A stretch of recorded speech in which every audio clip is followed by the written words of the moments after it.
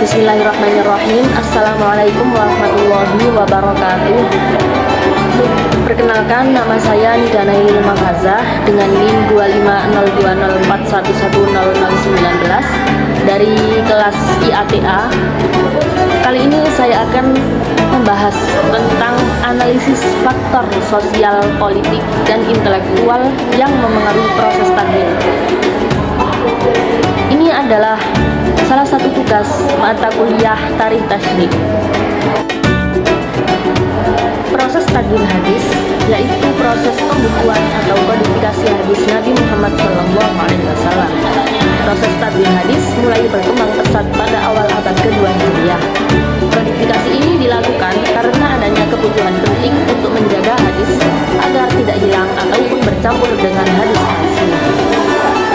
Ada 3 faktor utama yang memengaruhi proses tadwin hadis, yaitu faktor politik, sosial, dan intelektual. Nah, simak penjelasannya berikut ini.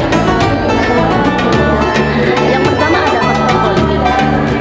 Faktor politik menjadi salah satu penyebab utama lahirnya proses tadwin hadis secara resmi. Pada masa dinasti Umayyah, Khalifah Umar bin Abdul Aziz melihat bahwa hadis Nabi harus segera dibukukan agar tidak hilang.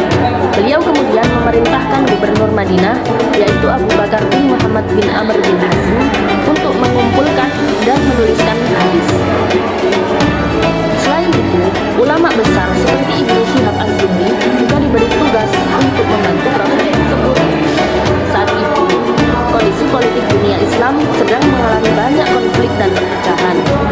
Setelah terjadinya perang saudara dan perselisihan antar kelompok, pemerintah merasa perlu menyatukan umat Islam dengan berpegang pada ajaran yang benar dan terpercaya. Selain itu, muncul juga hadis-hadis palsu yang dibuat demi kepentingan politik. Beberapa kelompok menggunakan hadis untuk mendukung kekuasaan mereka. Karena itulah, para ulama dan pemerintah merasa perlu memisahkan hadis sahih dari hadis palsu melalui proses pembukuan hadis atau tadwin. Yang kedua, ada faktor sosial. Selain faktor politik, kondisi sosial masyarakat juga memengaruhi proses tadwin hadis. Semakin lama jarak waktu dari masa Rasulullah SAW, para sahabat dan tabi'in yang menghafal hadis mulai banyak yang wafat. Hal ini menimbulkan kekhawatiran bahwa hadis-hadis Nabi bisa hilang jika tidak segera ditulis. Di sisi lain, wilayah Islam juga semakin luas. Para ulama dan perawi hadis tersebar ke berbagai daerah seperti Madinah, Kufah, Basrah, Syam, dan juga Mesir. Kondisi ini membuat hadis semakin sulit dikumpulkan hanya melalui hafalan. Karena itu, penulisan hadis menjadi solusi terbaik agar hadis tetap terjaga dan mudah dipelajari oleh generasi berikutnya. Selain itu, pada masa Bani Umayyah, budaya membaca dan menulis juga mulai berkembang loh. Masyarakat sudah lebih mengenal tradisi literasi, sehingga proses pembukuan hadis menjadi lebih mudah dilakukan. Yang ketiga, ada faktor intelektual. Faktor intelektual juga memiliki peran besar dalam proses tadwin hadis. Pada masa itu, perkembangan ilmu pengetahuan Islam semakin maju. Para ulama membutuhkan sumber hukum yang jelas selain Al-Quran. Karena itu, hadis Nabi dijadikan pedoman penting dalam ilmu fikih, tafsir, dan berbagai ilmu lainnya. Para ulama juga mulai mengembangkan metode ilmiah untuk meneliti hadis. Mereka berusaha membedakan mana hadis yang sahih dan mana hadis yang palsu. Proses ini dikenal dengan kritik hadis. Selain itu, banyak ulama yang memiliki kesadaran untuk menjaga ilmu hadis. Salah satunya adalah Ibnu Syihab Az-Zuhri yang mulai mengumpulkan hadis secara sistematis.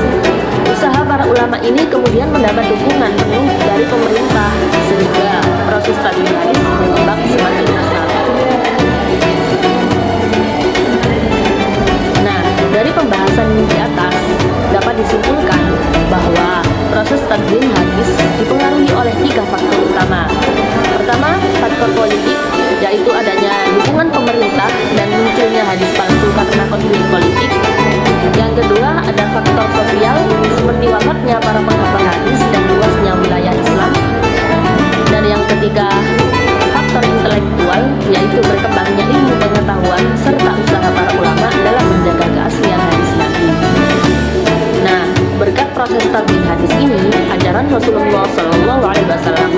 terjaga hingga sekarang dan menjadi pedoman bagi umat Islam di seluruh dunia. Baik, sekian pembahasan kali ini. Kurang lebihnya mohon maaf. Akhir kata, wassalamualaikum warahmatullahi wabarakatuh.